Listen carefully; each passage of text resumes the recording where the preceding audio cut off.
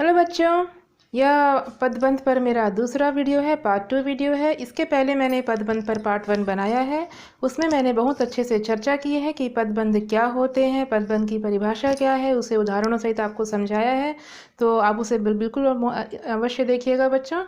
इस वीडियो में हम चर्चा करेंगे पदबंध के प्रकारों की बहुत ही विस्तार से। मेरी यही कोशिश है कि मैं हिंदी व्याकरण से संबंधित जो भी विषय होंगे आप तक बहुत ही सरल भाषा में अच्छे से इनकी मूल बातों को आपको समझाऊं, जिससे कि कोई डाउट्स आपके मन में ना रहे और इसी से संबंधित सारे क्वेश्चंस आप बहुत आसानी से बना सकें। ठीक है बच्चों, तो चलिए हम आगे बढ़ते हैं और समझते हैं कि इसके प्रकार कौन कौन से होते हैं।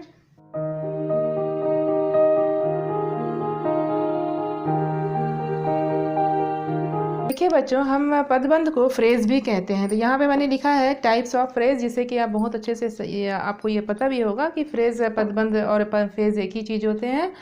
ठीक है, अब यहाँ पे हम इनके प्रकारों की बात करें तो इसके 5 प्रकार होते हैं। 5 प्रकार में पहला है संज्ञा पदबंध, दूसरा है सर्वनाम पदबंध, तीसरा है विशेषण पदबंध, चौथा है क्रिया पदबंध और पांचवा है क्रिया विशेषण पदबंध। ठीक है, तो हम इसे बहुत ही विस्तार से आगे समझते हैं। पहले हम समझते हैं संज्ञा पदबंध को। संज्ञा पदबंध, अच्छा उसके पहले बच्चों आपको यह बात बहुत अच्छे से समझना चाहिए, आपको विचार में हमेशा रखना चाहिए ध्यान में कि एक ही वाक्य में एक से अधिक पदबंध भी होते हैं और बिल्कुल हो सकते हैं। ठीक है, इसमें आपको बिल्कुल कंफ्यूज नहीं होना है कि एक वाक्य में एक ही पदबंध होंगे, एक से अधिक नहीं हो सकते हैं। बिल्कुल एक से अधिक पदबंध हो सकते हैं, क्योंकि पदबंध क्या होते हैं, एक वाक्यांश होते हैं, वाक्य का एक अंग होते हैं, वाक्य का अंश होते हैं। तो वो चाहे संज्ञा भी हो सकते हैं, एक ही वाक्य में आपको संज्ञा पदबंध भी मिलेंगे, सर्वनाम भी मिल सकते हैं, विशेषण, क्रिया, क्रिया विशेषण, या ये पांचों पदबंध भी आपको एक ही वाक्य में मिल सकते हैं। तो यहाँ पर आपको कोई घबराने की ऐसी बात नहीं है, क्योंकि ये बहुत ही आसानी से आपको समझ में आ जाएगा कि कौन सा वाक्यांश है, ये कौन सा पदबंध है। ठीक है, तो आइए हम एक एक करके समझते हैं। संज्ञा पदबंध, संज्ञा पदबंध की परिभाषा पहले देखिए। वाक्य में संज्ञा का कार्य करने वाला पद समूह संज्ञा पदबंध कहलाता है। वाक्य में संज्ञा का कार्य करने वाला पद समूह से आपको अच्छे से समझ में आ गया होगा कि जो पदबंध है वो पद का समूह होता है, एक नहीं होता है, एक से अधिक पद होते हैं, अनेक पद होते हैं, संज्ञा पदबंध कहलाता है। तो बहुत आसान परिभाषा है। आपको क्या करना है कि खाली जो सारे पदबंध के प्रकार हैं, केवल आपको इनके नामों को चेंज करते जाना है। जैसे संज्ञा है तो यहाँ पे सर्वनाम पदबंध की परिभाषा में सर्वनाम रख देना है, विशेषण पदबंध की परिभाषा में विशेषण रख देना है। परिभाषा में कोई परिवर्तन नहीं करना है, परिभाषा वही रहेगा, केवल उनके नामों को आप नामों को अलग करते जाएंगे। ठीक है, तो यहाँ पर आप संज्ञा तो चूंकि पता ही है आपको कि किसी विशेष व्यक्ति, वस्तु, स्थान आदि या व्यक्ति, वस्तु, स्थान आदि का जो बोध कराते हैं, भाव, अवस्था आदि का जो बोध कराते हैं, वो संज्ञा होते हैं। मैंने इस पर भी एक वीडियो बहुत अच्छे से बनाया है, आप उसे देखिएगा बिल्कुल। तो संज्ञा चूंकि एक नाम का बोध कराता है, चाहे वो कोई भी हो, आपके भाव हो, आपकी अवस्था हो, आपका कोई भी वस्तु हो, व्यक्ति हो, निर्जीव हो, सजीव हो, जितने भी इस प्राणी जगत में जो भी हमें दिखाई देते हैं, जो दिखाई नहीं देते हैं, वे सारे जो भी नाम होते हैं संज्ञा होते हैं। तो उनको आप ध्यान में रखिएगा कि जहाँ पर भी कोई नाम, जहाँ पर भी कोई संज्ञा शब्द आ जाता है, वहाँ पे आपको रुक जाना है और उसके पहले जहाँ से उसे विस्तार दिया गया है, जहाँ से जो बाकी आश्रित पद उसके साथ लगे हुए हैं, वो एक वाक्यांश हो जाएगा और वही वहाँ तक फिर वो संज्ञा पदबंध हो जाएगा। कोई बहुत बड़ी बात नहीं है, आप बहुत आसानी से इसे समझ सकते हैं। देखिएगा, उदाहरणों से समझिए। मेरी बहन, अब यहाँ पर देखिए बहुत ही आसान है। यहाँ पर आपको संज्ञा शब्द ढूंढना है, तो पहले तो आप ये समझिए कि यहाँ पे संज्ञा शब्द कौन कौन सा है। बहन एक संज्ञा शब्द है, ठीक है। बेटा ये भी एक संज्ञा शब्द है। अमित ये भी एक संज्ञा शब्द है, ठीक है। तो यहाँ से 3 क्वेश्चन आपसे बन सकते हैं। 3 क्वेश्चन अगर संज्ञा पदबंध में आप बनाते हैं तो यहाँ से 3 क्वेश्चन निकल के आ रहे हैं। और यहाँ पर देखिएगा कि बहन चूंकि एक जातिवाचक संज्ञा है, संज्ञा शब्द है, तो मेरी बहन, इसका उपपद क्या है, मेरी, ये आपका क्या है, अंतिम पद है, मुख्य पद है। और ये क्या है, मेरी, इसका एक उपपद है, आश्रित पद है।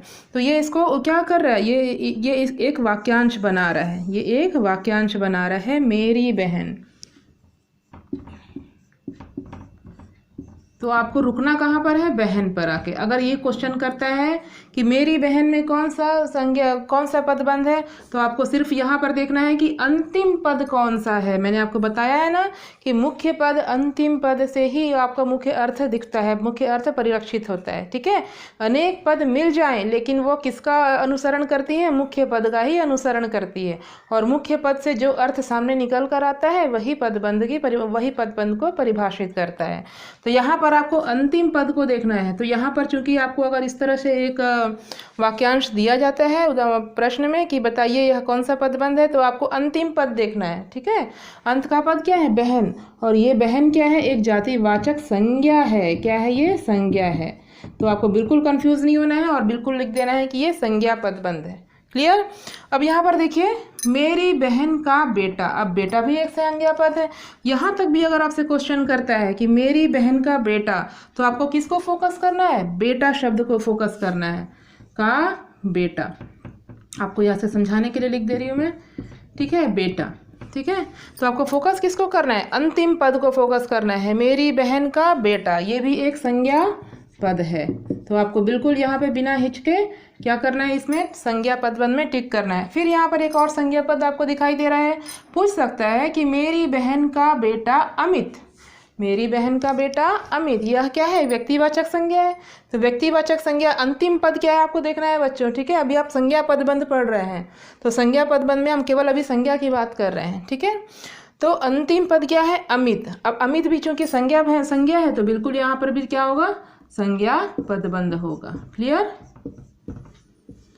तो एक ही वाक्य में एक से अधिक संज्ञा पद भी हो सकते हैं, एक से अधिक पदबंध भी हो सकते हैं, इसमें कोई बिल्कुल दो राय वाली बात नहीं है। दूसरा उदाहरण देखिए, छत पर डाले हुए कपड़े ले आओ। अब यहाँ पर चूंकि मैं सिर्फ अगर इतने शब्द को लेती हूँ, इतने वाक्यांश को लेती हूँ, कपड़े ले आओ, तो कपड़े ले आओ तो अपने आप में एक पूर्ण वाक्य है, जैसा कि मैंने पिछले वीडियो में बताया था आपको। ठीक है, कपड़े ले आओ, लेकिन हमें यहाँ पे पदबंध को ढूंढना है, पदबंध को बताना है। तो पदबंध को हम क्या करेंगे, यहाँ से विस्तार देंगे इस और अन्य पदों को जोड़कर।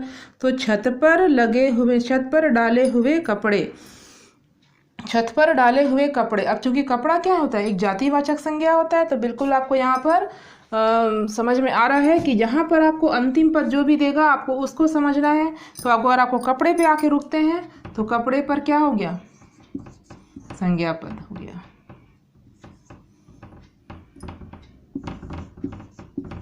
कपड़े। ठीक है, मैं शॉर्ट में लिख के आपको समझा रही हूँ, लंबा वीडियो नहीं बनाने की कोशिश है मेरी। ठीक है, तो छत पर डाले हुए कपड़े, ये आपका जो पूरा है ना, ये एक वाक्यांश। ठीक है, छत पर डाले हुए कपड़े क्या हो गया आपका, फिर ये एक संज्ञा पदबंध हो गया। ठीक है, अन्य उदाहरण को लेते हैं। मेरे परम पूजनीय पिताजी का आज जन्मदिन है। अब यहाँ पर आपसे सवाल कर सकता है कि मेरे परम पूजनीय, देखिए बच्चों, मैं जब आपको वीडियो के आखिरी में एक ही वाक्य से सारे पदबंध को समझाऊंगी, जिससे कि आपको बहुत ही अच्छे से समझ में आ जाएगा कि अरे एक ही वाक्य से हम सारे पदबंधों को आसानी से बना भी सकते हैं, समझ भी सकते हैं, और कोई डाउट भी नहीं रहेगा। तो यहाँ पर मैं आपको एक ही वाक्य में एक से अधिक पदबंध मुझे समझ में आ रहे हैं, अगर आपको पता है पहले से तो बहुत अच्छी बात है, नहीं समझ में आ रही है तो बाद में बिल्कुल आप इसको समझ सकते हैं कि अरे इतने वाक्यांश को ले लेंगे तो ये तो दूसरा पदबंध हो जाएगा, तो इसमें कोई कन्फ्यूज़न नहीं होगा। आगे देखिए, मेरे परम पूजनीय पिताजी का आज जन्मदिन है। तो आपको चूंकि आप संज्ञा पदबंध पढ़ रहे हैं, तो यहाँ पे कौन से है संज्ञा शब्द क्या है, पिताजी। पिताजी एक संज्ञा शब्द है। तो आपको यहीं तक क्वेश्चन पूछेगा कि मेरे परम पूजनीय पिताजी, पिताजी चूंकि आपको अंतिम पद समझना है तो अंतिम पद है यहाँ पर, तो क्या है ये, संज्ञा पदबंध। बिल्कुल कोई डाउट नहीं है। ठीक है, तो यहाँ तक यह संज्ञा पदबंध हम बहुत अच्छे से समझ लिए। अब आप समझ लिए होंगे। अब दूसरा देखिए, सर्वनाम पदबंध। तो सर्वनाम क्या होते हैं, जो संज्ञा पदबंध की जगह जो संज्ञा की जगह प्रयुक्त किए जाते हैं, ऐसे शब्दों को हम सर्वनाम कहते हैं, जो मूल रूप से तो 11 होते हैं। जब मैं इस पर वीडियो बनाऊंगी तो आपके इसके बेसिक सारे क्लियर कर दूंगी। ठीक है, तो सर्वनाम मूल रूप से तो 11 शब्द होते हैं सर्वनाम में, लेकिन जब हम उनको विस्तार करते हैं कारकों के रूप में तो फिर आप इसके बहुत से अनेक रूप देखते हैं। ठीक है, तो जो यहाँ पे हम सर्वनाम पद पढ़ रहे हैं, तो आपको केवल अपने ध्यान में ये रखना है कि अंतिम पद अगर सर्वनाम पद होगा तो वो सर्वनाम पद बंध में जाएगा। ठीक है, देखिए सर्वनाम पद बंध की मैंने अभी बताया था कि परिभाषा के वाक्य में आपको परिभाषा में केवल शब्दों को परिवर्तन करना है, शब्दों को रखना है, बाकी संज्ञा पद की जगह सर्वनाम रख दीजिए, विशेषण रख दीजिए, कोई भी है ना, लेकिन अब वाक्य जो परिभाषा है वो उसी तरह से रहेगी। तो वाक्य में सर्वनाम का कार्य करने वाला पद समूह संज्ञा पदबंध कहलाता है। मैंने यहाँ भी लिख दिया है कि वाक्य में सर्वनाम का कार्य करने वाला पद समूह सर्वनाम पदबंध कहलाता है। ठीक है, तो अब यहाँ पर समझिए कि जो तुम्हें, अब यहाँ पर आपको यहाँ तक भी पूछ सकता है बच्चों, जो तुम्हें, ठीक है, पहला क्या है उदाहरण, जो तुम्हें चाहिए वो यहाँ नहीं है।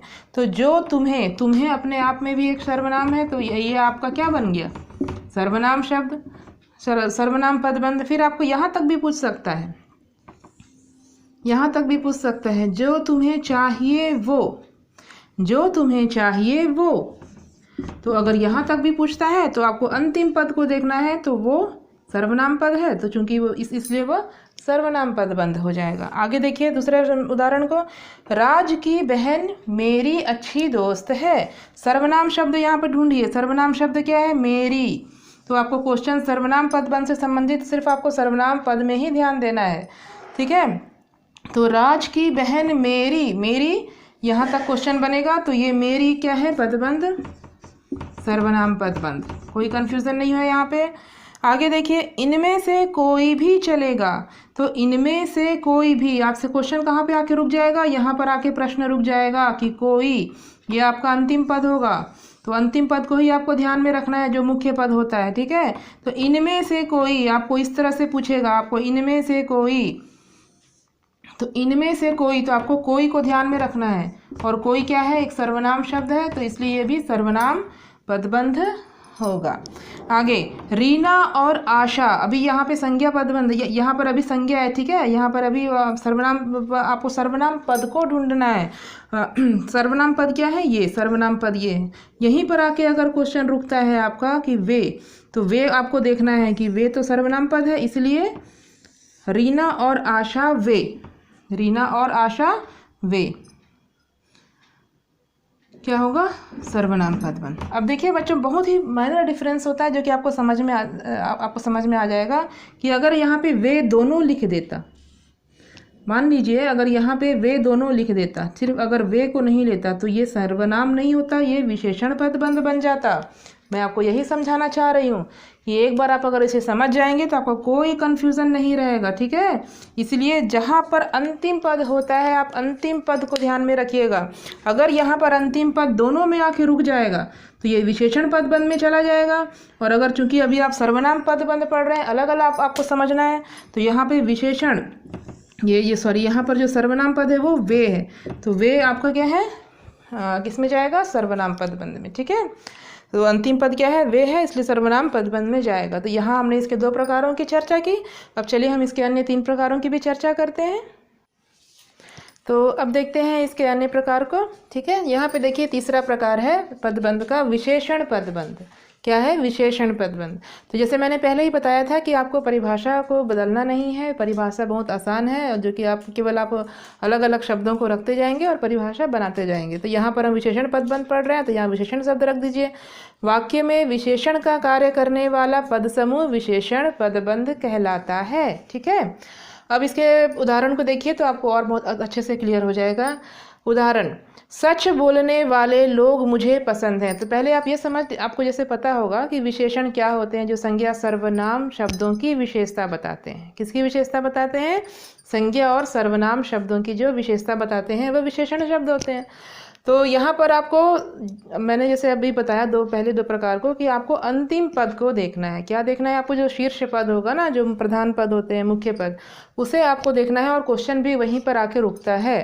तो उसमें अगर आपको छांटना है, तो अगर आपको अभी आप विशेषण पदबंध पढ़ रहे हैं तो आपका फोकस किस में होना चाहिए, विशेषता बताने वाले शब्दों पे, ना कि संज्ञा और सर्वनाम शब्दों पे नहीं होना चाहिए, बल्कि जो शब्द विशेषता बता रहे हैं ऐसे शब्दों पे आके आपको रुक जाना है। क्लियर। तो आइए देखते हैं सच बोलने वाले लोग मुझे पसंद हैं। तो यहाँ पर देखिए सर्वनाम शब्द, पहले आप देखिएगा कि सर्वनाम शब्द आपको नहीं देखना है, ठीक है। यहाँ पर सर्वनाम, ये देखिए यहाँ पे मुझे आपका सर्वनाम है, लोग आपका संज्ञा है। क्वेश्चन कहाँ पे आके रुकेगा आपका? वाले, सच बोलने वाले, ये ठीक है ये। तो यहाँ पे चूंकि अंतिम पद क्या है? वाले, तो ये आपका मुख्य पद हो जाएगा वाले। तो इस तरह से आपको यहाँ पर देखना है कि ये क्या हो गया? एक वाक्यांश हो गया, सच बोलने वाले। तो ये क्या है आपका? यहाँ से यहाँ तक क्या है आपका? विशेषण पदबंध, ठीक है। यहाँ आप इसको नहीं लेंगे, यहाँ पे ध्यान दीजिएगा बिल्कुल। लोग, मुझे, ये सब आप संज्ञा सर्वनाम में पढ़ चुके हैं। अभी आप विशेषण पदबंध पढ़ रहे हैं, तो आपका पूरा ध्यान विशेषता बताने वाले शब्दों में होना है। तो यहाँ पे सच बोलने वाले, यहीं तक आपका ये क्या है? विशेषण पदबंध है। एक अन्य उदाहरण देखिए, नीले रंग की साड़ी मुझे चाहिए। तो आपको समझ में आ गया होगा कि मुझे कहाँ पे रुकना है? नीले रंग की, नीले रंग की, मुझे यहाँ पर आके रुक जाना है, ठीक है। साड़ी चूंकि संज्ञा शब्द है इसलिए मुझे उसको नहीं लेना है, ठीक है। तो नीले रंग की साड़ी, ये क्या है? अपने आप में एक विशेषण पदबंध है। एक अन्य उदाहरण देखिए, वह बहुत ही धार्मिक है। तो आप जैसे पढ़े होंगे विशेषण में कि एक प्रविशेषण भी होता है जो विशेषण की भी विशेषता बताते हैं, है ना। तो ऐसे में ऐसे शब्द कौन से होते हैं? बहुत ही, इस तरह के जो शब्द होते हैं ना, अत्यधिक, तो ये सभी शब्द भी आपके विशेषण में ही आएंगे। तो जैसे यहाँ पर देखिए, वह बहुत ही धार्मिक है, तो ये बहुत ही धार्मिक, ये तीनों जो शब्द हैं, तीनों जो पद हैं, ये मिलकर एक विशेषण पदबंध बना रहे हैं। तो आपको बहुत आसानी से यहाँ पे समझ में आ रहा है कि देखिए जो भी विशेषता बताने वाले पद समूह है, क्या है? पद समूह, एक से अधिक पदों का संयोजन हो रहा है, पद समूह है ये। तो एक से अधिक पद जब एक ही पद का कार्य करते हैं तो वो क्या होते हैं? पदबंध कहलाते हैं। और चूंकि विशेषता बताने वाले शब्दों का यहाँ पे चर्चा हो रहा है, तो ये सच बोलने वाले, नीले रंग की, बहुत ही धार्मिक, ये सारे शब्द कैसे हैं? विशेषण पदबंध है। आप इसके अन्य उदाहरण को भी देखिएगा, आपको बहुत अच्छे से समझ में आ जाएगा, ठीक है। दूसरा, जो चौथा प्रकार देखिए, क्रियापदबंध।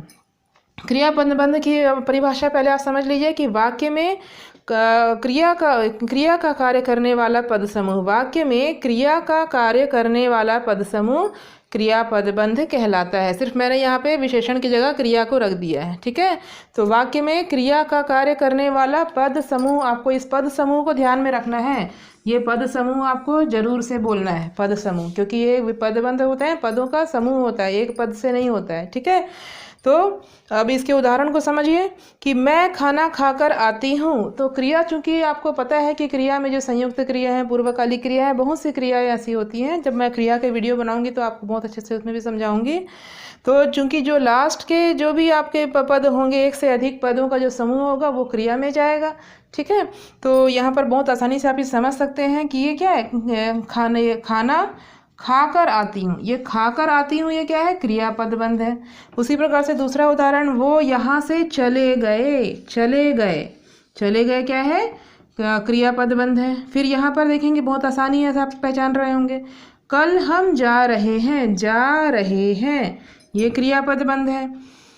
चौथा, वह उछल कूद करते करते सो गया। यहाँ पर ध्यान दीजिएगा, ठीक है, ये बहुत ही महत्वपूर्ण उदाहरण है कि यहाँ पर अनेक पद हैं, एक से अधिक, यहाँ पर भी एक से अधिक पद हैं, लेकिन यहाँ पर ध्यान दीजिएगा, उछलना भी एक क्रिया होता है। तो यहीं से स्टार्ट हो जा रहा है बच्चों, ठीक है, क्रिया आपका यहीं से ही शुरू हो जा रहा है। उछलना भी एक क्रिया है, कूदना भी एक क्रिया है, करना भी एक क्रिया है, सोना भी एक क्रिया है। तो इस प्रकार से ये सभी पद मिलकर क्रियापदबंध का कार्य करते हैं, ठीक है। तो अगर आपसे यहाँ तक भी पूछता है कि उछल कूद, ये भी अपने आप में एक क्रिया है, क्रियापदबंध है। और अगर आपसे यहाँ तक पूछता है कि उछल कूद करते करते, तो ये भी अपने आप में क्रिया है।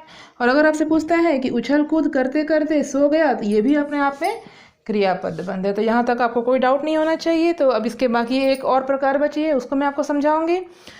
उसके बाद जो मैं आपको बताई थी पहले कि एक ही वाक्य से मैं इन सारे पदबंध को आपको बनाना सिखाऊंगी, और आप खुद से बहुत आसानी से इसे बना भी लेंगे, समझ भी लेंगे, और फिर आपको कोई डाउट इसमें नहीं रहने वाला है, ठीक है। तो बस अब आपको ज़्यादा इसमें शेष नहीं है। एक लास्ट इसका जो प्रकार है वो देखेंगे, और जो एक ही वाक्य से हम सारे पदबंधों को बहुत आसानी से समझेंगे। तो ठीक है, चलिए आगे देखते हैं।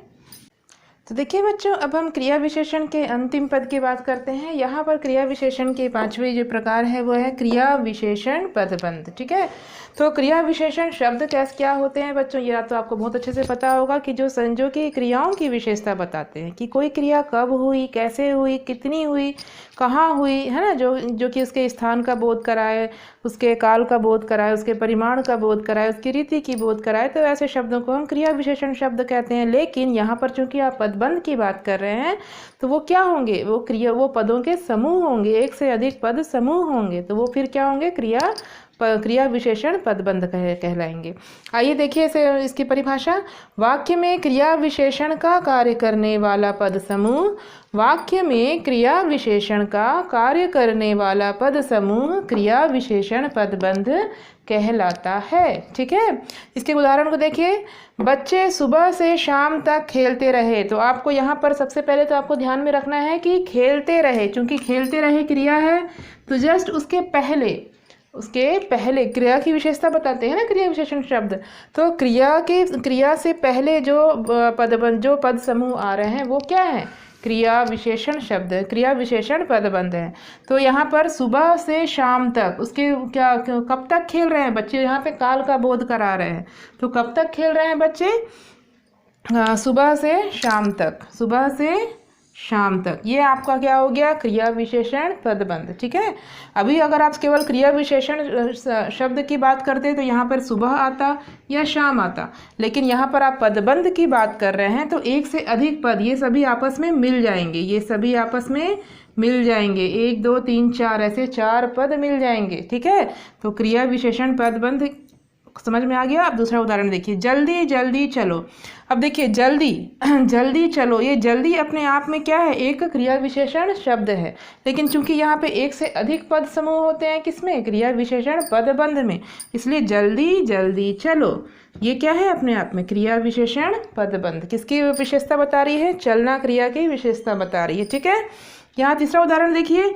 नेहा बहुत तेज गति से दौड़ रही है, नेहा दौड़ रही है, कैसे दौड़ रही है, तेज गति से दौड़ रही है, बहुत तेज गति से, ये क्या हुआ, क्रिया विशेषण। देखिए 1 2 3 4 ऐसे कितने, एक से अधिक पद समूह यहाँ पर मिल गए।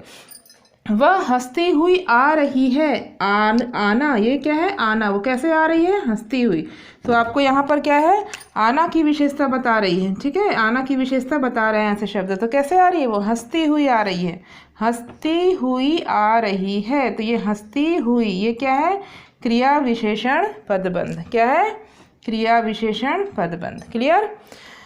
तो इस तरह से आप बहुत आसान है समझना कि आपको कभी भी क्या है, अंतिम पद को देखना है, और अंतिम पद संज्ञा सर्वनाम को पहचानने में अंतिम पद विशेष भूमिका निभाते हैं, जहां पर आपको उन शब्दों के माध्यम से आप संज्ञा सर्वनाम में आसानी से भेद कर सकते हैं। और अन्य जो प्रकार है यहाँ पर आपको इनके जो विशेषताएं होती हैं उसको आपको समझना है कि यहाँ जैसे यहाँ पे क्रिया की विशेषता बताते हैं क्रिया विशेषण शब्द, तो एक से अधिक पद समूह होंगे, और यहाँ पर अगर सिर्फ आप इसको लेते हैं, ये खेलते हैं, तो यह क्या क्रियापद बंद हो जाते हैं, दौड़ रही है यह क्रियापद बंद है, आ रही है ये क्रियापद बंद है।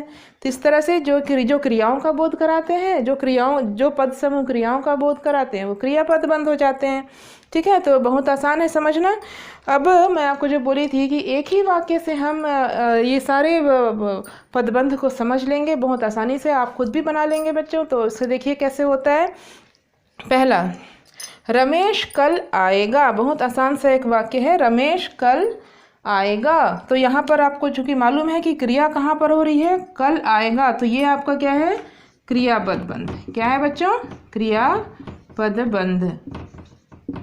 ठीक है, दूसरा उदाहरण देखिए। अब यहाँ पर चूंकि आपको मालूम है कि कल आएगा एक वाक्यांश है, ठीक है, कल आएगा, कौन आएगा, ये अभी आपको पूर्ण वाक्य नहीं मिला है, तो ये एक वाक्यांश है, इसलिए ये अपने आप में एक वाक्यांश है, तो ये क्रियापद बंध है। कौन सा वाक्यांश है, क्रियापद बंध का वाक्यांश है। अब आपको अगर यहाँ से कोई वाक्य बनाना है, यहाँ से अगर कोई आपको वाक्यांश बनाना है, किससे, रमेश से कोई अगर वाक्यांश बनाना है, तो आपको इधर विस्तार देना पड़ेगा, है ना। रमेश के पहले आपको इसको विस्तारित करना पड़ेगा, इसका बताना पड़ेगा कि रमेश क्या, कौन, क्या, किसका, जो भी इसके बारे में बताना पड़ेगा। नाम है तो यहाँ पर आके भी ये रुक सकता है, लेकिन आपको रमेश तक पहुँचाना है तो रमेश, ये क्या हो गया, ये पूरा एक पद समूह हो गया, ये वाक्यांश हो गया। तो ये वाक्यांश कैसे हो गया, संज्ञा, संज्ञा पदबंध। ठीक है, समझ में आ रहा होगा बच्चों आपको। देखिए अब यहाँ पर आपको एक क्रिया पदबंध, एक संज्ञा पदबंध। अब यहाँ देखिए, मेरा बहुत अच्छा मित्र। अब यहाँ पे जो रमेश है, रमेश जो चूँकि संज्ञा शब्द है, तो संज्ञा शब्द की विशेषता बताने वाले शब्द को क्या कहते हैं, विशेषण कहते हैं। तो मेरा बहुत अच्छा मित्र, मेरा बहुत अच्छा मित्र नहीं बोलेंगे बच्चों, क्योंकि मित्र तो अपने आप में एक स्वयं में एक संज्ञा है। तो यहाँ पर बहुत अच्छा, सिर्फ बहुत अच्छा, ये जो है ना बहुत अच्छा, एक दो पद हुए तो बहुत अच्छा, तो ये क्या हो गया, विशेषण पदबंध। ठीक है, मतलब प्रविशेषण और विशेषण आपस में मिल गए। बहुत क्या है, प्रविशेषण, और अच्छा क्या है, विशेषण। तो प्रविशेषण विशेषण आपस में मिल गए तो दो शब्द मिल गए, दो पद मिल गए, और इस प्रकार से विशेषण पदबंध बना लेते हैं। क्लियर। अब देखिए चौथा, मेरा मित्र कल सुबह सुबह आएगा।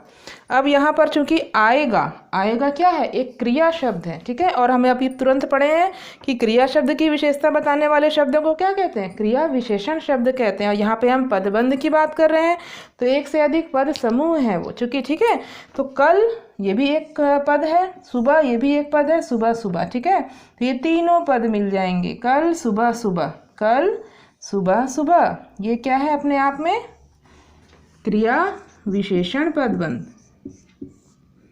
क्रिया विशेषण पदबंध। ठीक है, क्लियर।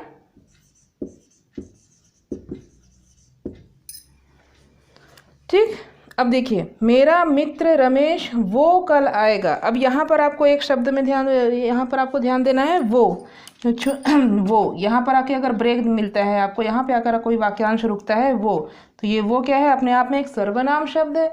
तो सर्वनाम में चूंकि रुक रहा है तो ये क्या है, सर्वनाम पदबंध है। तो यहाँ से वो के पहले जो भी है वो, मेरा मित्र रमेश वो, ये क्या होगा आपका, सर्वनाम पदबंध। ठीक है,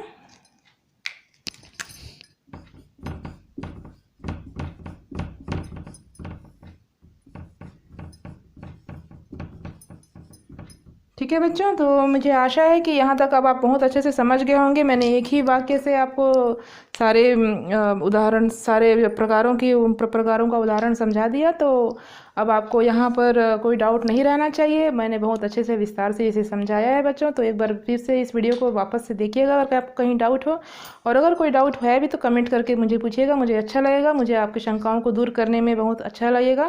ठीक है, तो अब फिर मैं अन्य वीडियो में आपको किसी अन्य विषय के साथ मिलूंगी बच्चों। आप मेरी इस वीडियो को देखें, आपका बहुत बहुत धन्यवाद। अगर अच्छा लगा तो लाइक करिएगा, सब्सक्राइब करिएगा, जिससे कि आप आगे मेरे हर विषय पर आने वाले वीडियो को देख सकें।